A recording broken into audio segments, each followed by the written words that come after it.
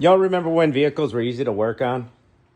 Rare treat today, rare treat indeed. 95 F150 with the 4.9 straight 6. And almost anybody can do spark plugs on it. Anybody. Look, you can reach all your spark plugs. You don't have to waste 2 hours taking an intake manifold off to get to your spark plugs. Ah, the good old days.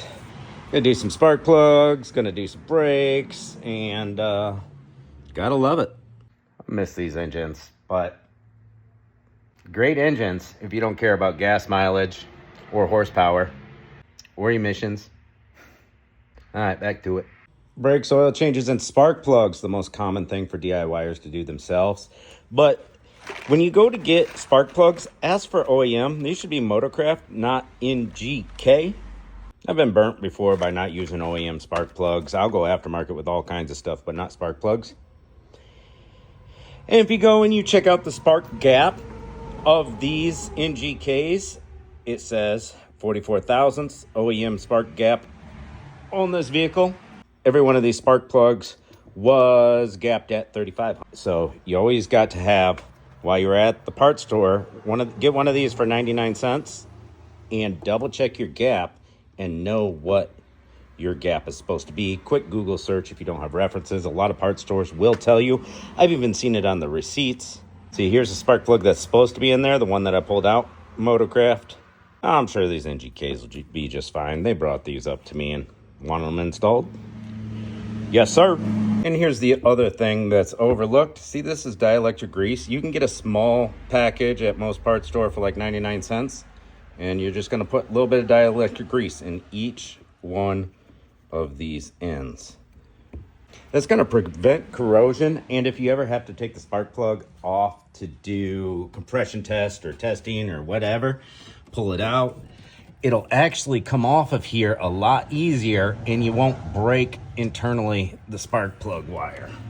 When you're doing your wires, mark where they go on the other end. You don't want to get your timing wrong. Each wire has to go to a certain spot. So do one at a time or give them a mark or know where they all go. If we're doing one at a time, I just pulled this one off. And so you're going to have different tips and different wires sometimes. So we're going to match up. See, that's a right angle. This is like a 45 or whatever, 135. So we're going to match up the length and the type. Before you pull your spark plugs out with a socket, most of the time they're going to be 5/8, but this one happens to be 13/16, rare size.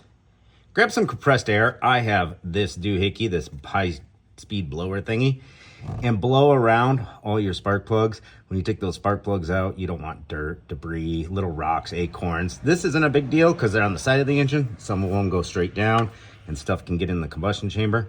Not good.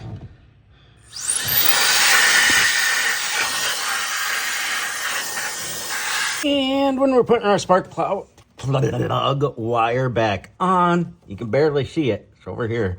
You want to audibly hear that click or at least feel it in your wrist. I felt the snap. Give it a tug test. It's on.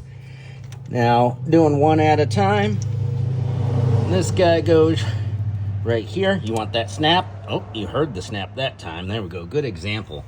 Then we move on to our next one. Because we're replacing the wires as well, we don't have to be gentle taking them off.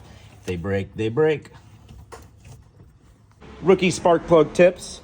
Back to work. See ya.